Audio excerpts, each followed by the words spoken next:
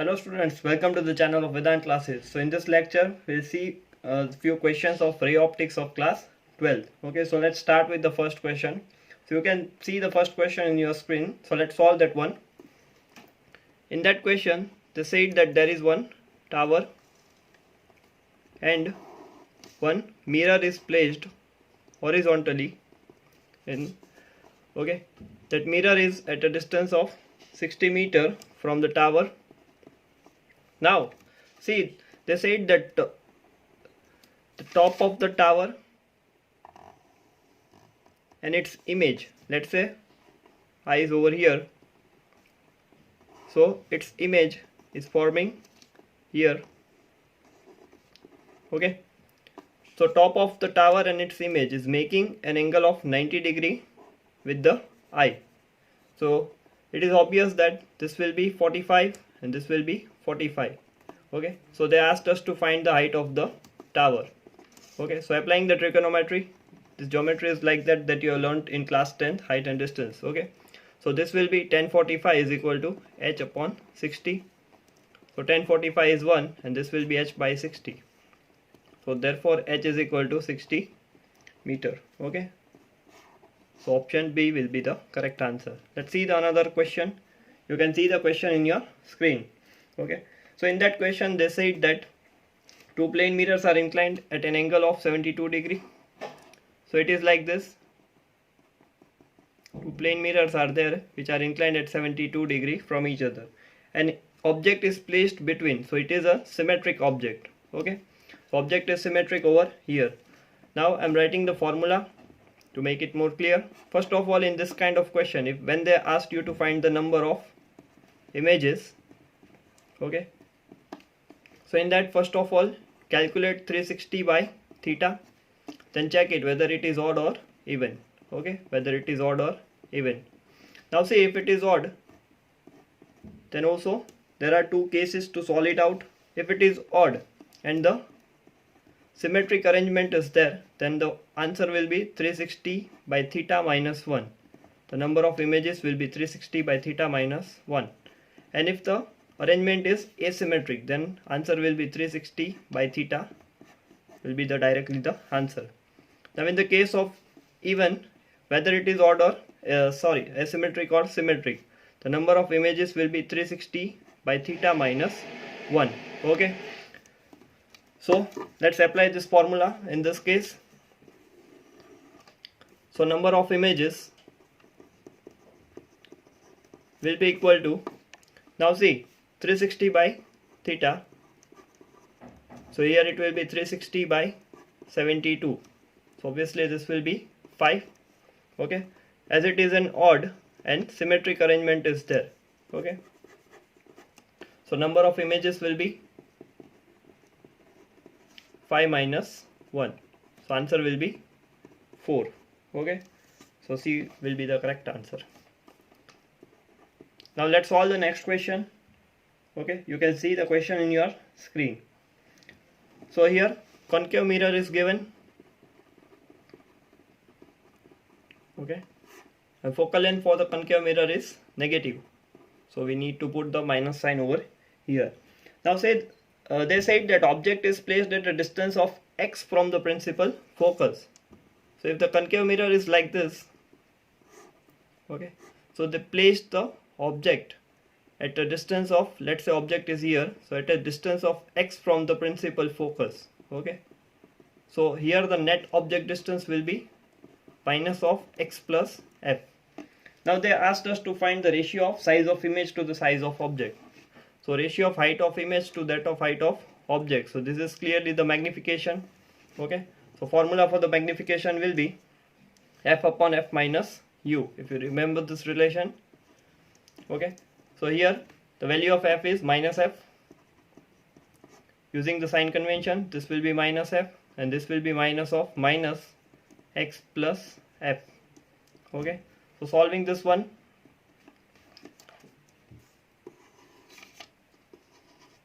okay, let's solve this one. So this will be minus f of minus f and this will be minus minus plus x plus f.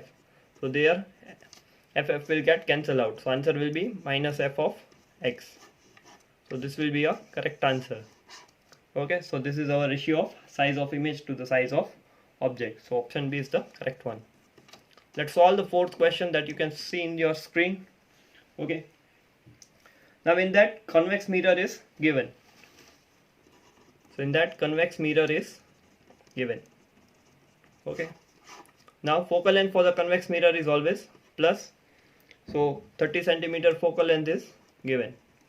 Now we are said that image is quarter of the size of object. So it means that image, that is h dash, is quarter, that is 1/4 the size of object. Okay, so we can write it like this: h dash upon h is equal to 1/4, and this is the value of m. Now magnification is always positive for the convex mirror. For the convex mirror, magnification is always positive because it forms the virtual image all the time. Okay, so that is the reason the magnification we are considering it as a plus 1/4. Now they asked us to find the distance of object. So we need to find the value of u in this case. So just apply the formula m is equal to f upon f minus u. So value of f is 1/4. The value of m is 1/4. Value of f is 30. This is 30 minus u.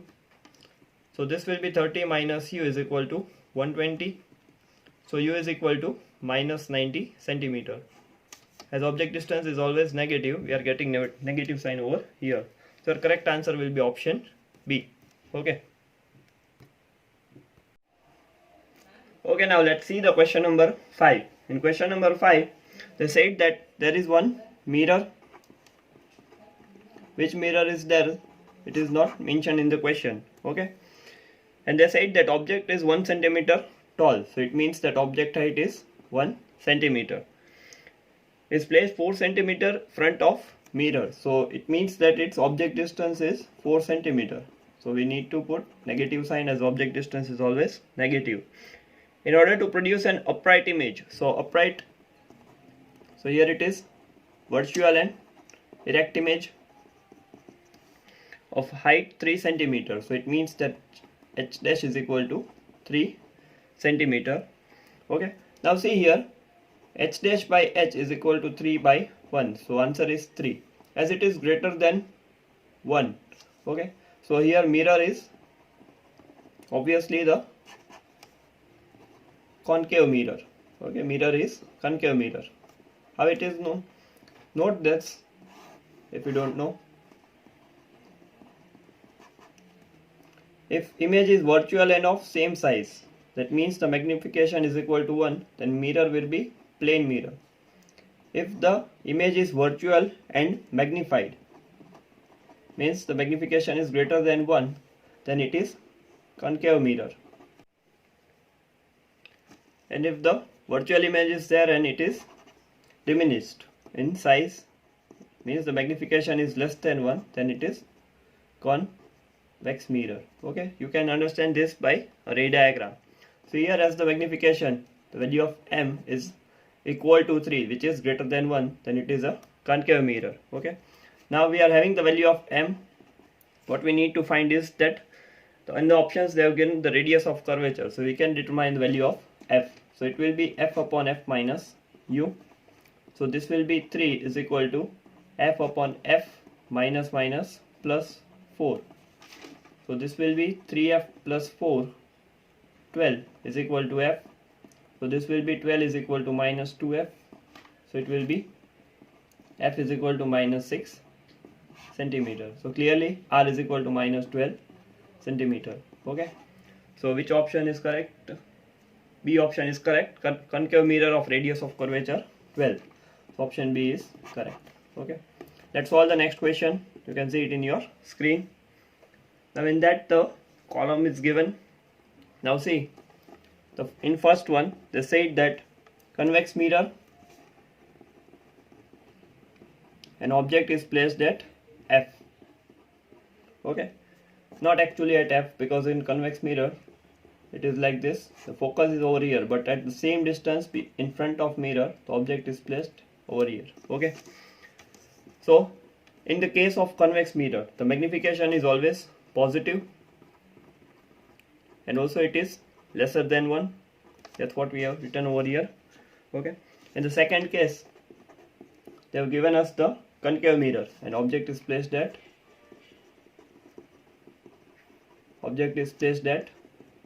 C. So in such case the magnification is negative and it will be equal to 1. Okay. Now in the third case, they have given the concave mirror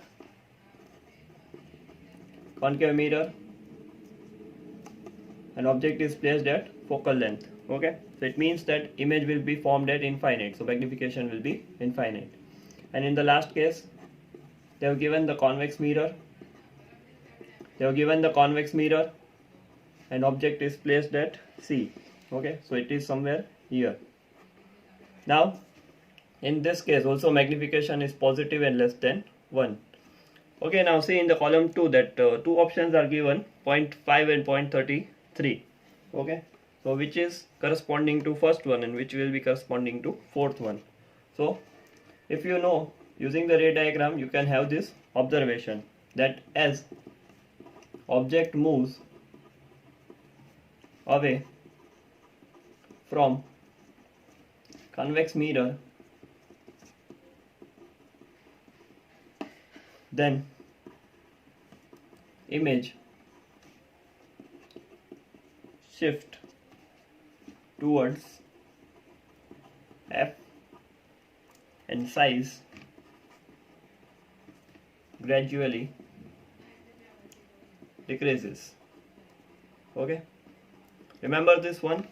If you are moving away from the, in case of convex mirror, if you are taking object away from the mirror, then image will start to shift towards the focal length and its size will decrease gradually.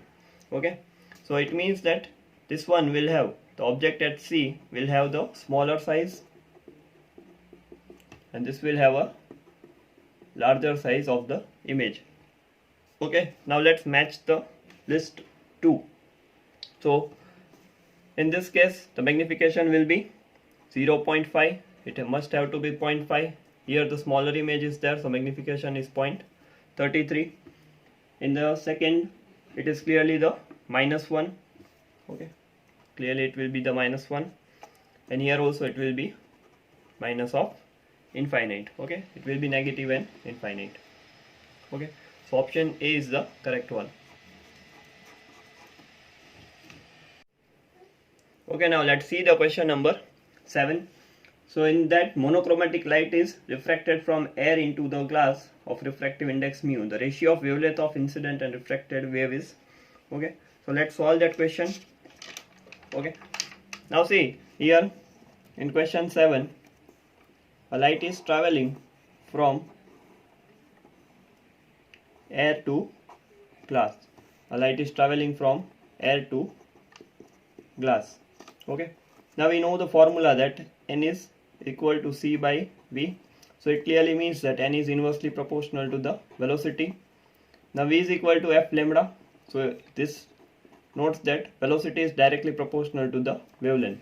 So combining these two equations, we can get the conclusion that refractive index is inversely proportional to the wavelength. Okay, so now what we need to find out, wavelength of incident. Okay, so wavelength in air to the wavelength in glass. So we can write it as wavelength in air. Here the refractive index of air is 1 and refractive index of glass is given as mu. Okay, it is given as mu in the question. So now let's write that wavelength of incident light, that wavelength in air upon wavelength in glass. So it will be refractive index of glass upon refractive index of air. So our answer will be mu upon 1. Okay, so option is C. So this is our 7th question. Let's solve the 8th one. Okay,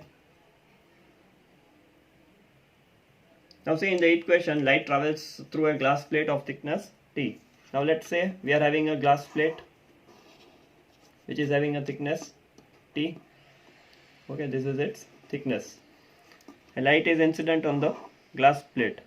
The velocity of light in air is, let's say we are having C. Refractive index of glass plate is given as N. Okay, we need to determine the time taken by light to travel this glass slab. Okay, now we are having the formula n is equal to c by v. So it means that velocity of light in glass will be c by n. Now we know the simple formula. Velocity is equal to distance upon time. So this simply means that time is equal to distance by velocity. Now here you can see the distance is t and velocity we have found that c by n. So time will be is equal to nt upon c. Time will be nt upon c. Okay, the option is c again. Let's solve the next one. Okay, let's see the ninth question.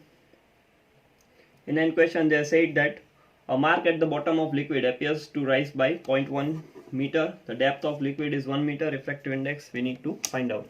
Okay, so let's say we are having a tank filled with water. Okay, and the depth of water is of that mark is 1 meter. Now when observed from outside, this mark is appears to be raised by 0.1 meter. So it means that from the surface it will be at 0.9 meter. Now here you can see that apparent depth is 0.9 meter. Actual depth is equal to 1 meter. Okay, now we need to determine the refractive index of this medium. Okay, and the refractive index of this will be considered as 1. Let's say this is n1 and this is n2. Now the most general formula that I have derived, I used to consider it for the actual real depth and apparent depth and real height and actual height. For both the same case, I consider a general formula. This will be, you can write it like this: n observer upon n object, that will be equal to apparent depth upon real depth. You can apply it for both the cases as well as for the height. Okay, now you can see observer is here in the refractive index 1, object is in the refractive index this one that we need to find. Let it considered as n. Now here the apparent depth is 0.9 and the real depth is 1 meter. Okay, so n will be is equal to 1 upon 0.9. So the value of n will be taken as 9 by 10. Okay, sorry, it will be 10 by 9. Okay, so our option will be C. Here also the answer is C. Okay. Okay, now let's see the question number 10. Okay, so you can see that question 10 in your screen. Now see in the question number 10, a fish is at depth 12 cm in water is viewed by an observer. To what height the image of fish is raised? Okay, so it is like the previous question.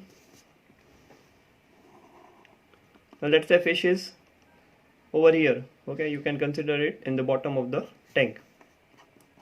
So it is at a 12 cm.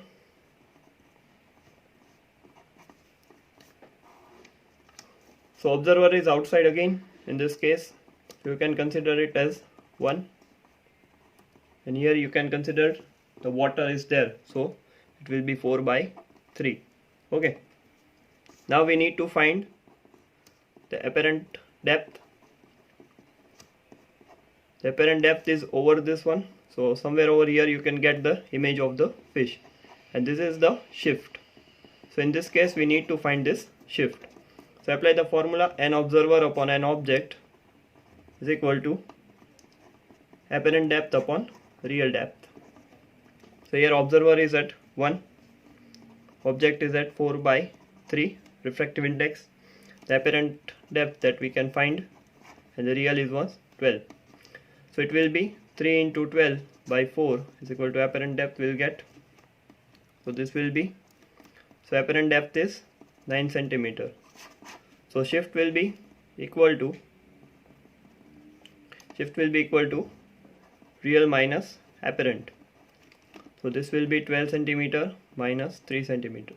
Sorry, 9 cm. Answer will be 3 centimeter. Okay, so this is the height by which the fish is raised. Okay, so option D is correct one. Let's solve the next question.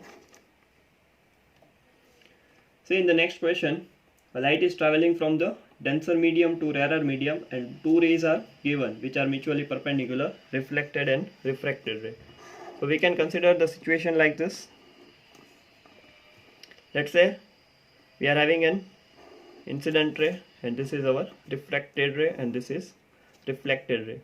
This is our reflected angle, this is angle of incidence, and this is refracted angle r dash, not here, it will be over here with the normal. Okay, this is our normal and n dash, and 90 degrees forming. These two rays are mutually perpendicular to each other. Okay, so now see, we are having I is equal to r according to the laws of reflection.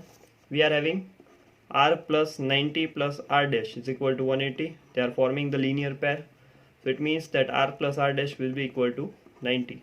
Okay, so we are having these two conclusions.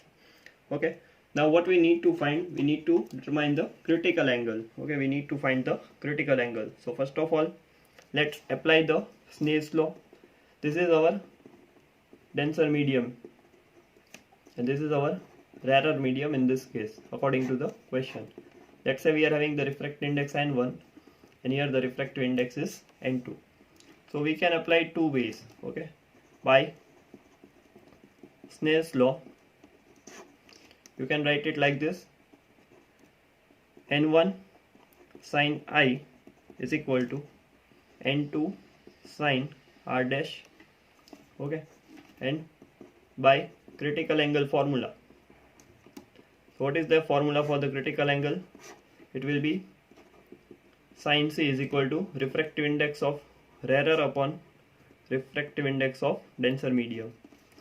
So here sin C, the refractive index of rarer is n2 and denser is n1. Okay, so make n2 by n1 over here, so it will be n2 by n1. This is sin I upon sin r dash. So comparing these two equations, you will get sin C is equal to sin I upon sin r dash. Now see, sin C is equal to sin I upon sin. Now see, r dash from here, it will be 90 minus r. So this will be sin 90 minus r. So this will be sin C is equal to sin 90 minus r. So this will be cos r. So this will be sin I upon cos r. Now see, I is equal to r. So this both are same. So we can write it like this: sin C is equal to sin I upon cos I. So this will be equal to tan I. So C will be equal to sin inverse of tan I. So this is our critical angle. C is equal to sin inverse of tan I. Okay, so option C is correct one. Let's solve the question number 12. You can see that question in your screen. Okay, so light propagates from glass of refractive index 3/2 to water of 4/3. The value of critical angle. Okay, so here the refractive index of glass is given. Let's say n is equal to, the refractive index of glass is 3/2, and the refractive index of water is given, that is 4/3. Okay, so we need to find the critical angle. So critical angle is r rarer upon r denser. So here the rarer medium is this one, so it will be 4/3, and denser is 3/2, taking 2 in the numerator and 3 in the denominator, so it will be 8/9. Okay, so the critical angle will be sin inverse of 8/9. So C will be equal to sin inverse of 8/9. Okay, so option C is correct one. Okay, now let's see the question number 13. In that question, they said that fish is looking through the water just outside the world. Okay, so fish is looking to the external world out of the water. So let's say the fish is over here. Okay, and if it is seeing the world, then it will be like this. Okay, just to see the world, it will be like this. So it means that here the critical angle is formed. Okay, so they asked us to find the radius of the circular portion. Okay, so it will be like this. The fish is at a depth of 12 centimeter. Okay, the fish is, it is given in the question, and refractive index of water is given, that is 4/3. Let's say it is N2 and this one is N1, that is air medium for 1. Now we need to find the radius. Okay, we need to find this radius. Now according to the geometry, this will also be C and this will also be C. Okay, now see, the formula for the critical angle is sin C is equal to n rarer upon n denser.